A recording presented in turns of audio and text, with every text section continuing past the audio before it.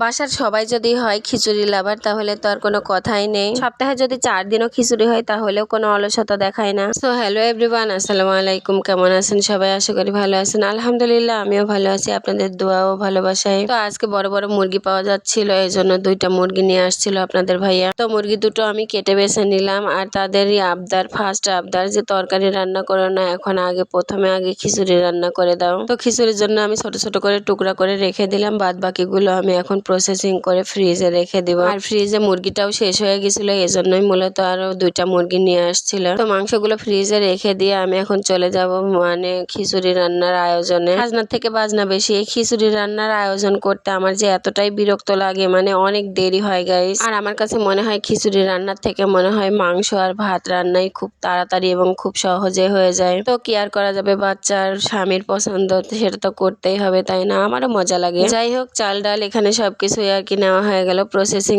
শেষ। আমি সবকিছু ধুয়েও নিয়ে আসছি, এখন মাংসটা তুলে দিব, দিয়ে আর কি কষিয়ে নেব খুব সুন্দর করে। আসলে দেখতে যতটা তাড়াতাড়ি লাগছে, করতে কিন্তু এতটা তাড়াতাড়ি লাগেনি। এই আয়োজনটুকু করতেই আমার বিকেল থেকে রাত লেগে গেছে। যাই হোক, মুরগিটা এক পাশে চুলায় কষাতে দিয়ে আমি এদিকে খিচুড়ির জন্য আর কি সবকিছু রেডি করে নিচ্ছি। আর পেঁয়াজ রসুন হলুদ মরিচ লবঙ্গ আর কি মশলাপাতি যা যা লাগে সবকিছু দিয়ে খুব ভালোভাবে ভেজে নিয়ে এখন চালটাও দিয়ে দিলাম। আর চাল ডালগুলোও খুব ভালোভাবে ভেজে নিয়ে এখানে আমি গরম পানি অ্যাড করে দিয়েছি। আর ওই পাশে চুলাতে আমার মুরগিটাও কষানো হয়ে গেছে, কারণ আমি হাই হিটে জাল দিয়ে সবকিছু করে নিচ্ছি। আর গরম পানি দেওয়ার কারণে কিন্তু খুব সুন্দরভাবে তাড়াতাড়ি ফুটে গেছে। এখন আমি মাংসটা এর উপরে দিয়ে দিব।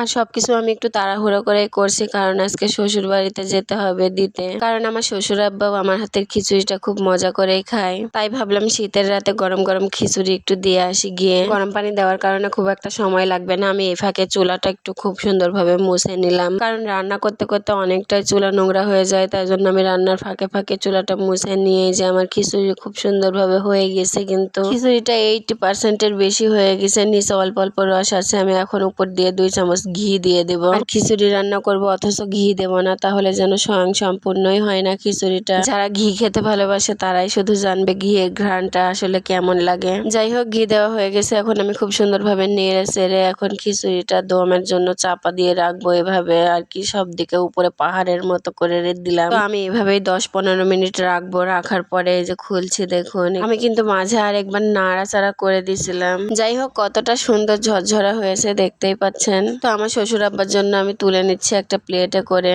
মাশাআল্লাহ, ঘ্রাণটা যা আসছে না, মনে হচ্ছে এখনই খেতে বসে যায়। কিন্তু না, আমি তো বাড়ির বউ, আমাকে সবাইকে খেতে দিয়ে তারপরেই খেতে বসতে হবে। আর সব থেকে বড় কথা, আপনাদের ভাইয়া আসবে, তারপরে আমরা 4 জন একসাথে খেতে বসবো। শ্বশুরের খাবারটা রেডি করে নিলাম। তো আমার মেয়েও রেডি আমার সাথে যাওয়ার জন্য। তো আজকের ভিডিও আমার কেমন লাগলো আপনাদের কমেন্ট করে জানাতে ভুলবেন না। আর সবাই আমাদের জন্য দোয়া করবেন। আজকের ভিডিও এ পর্যন্তই। আল্লাহ হাফেজ সবাইকে।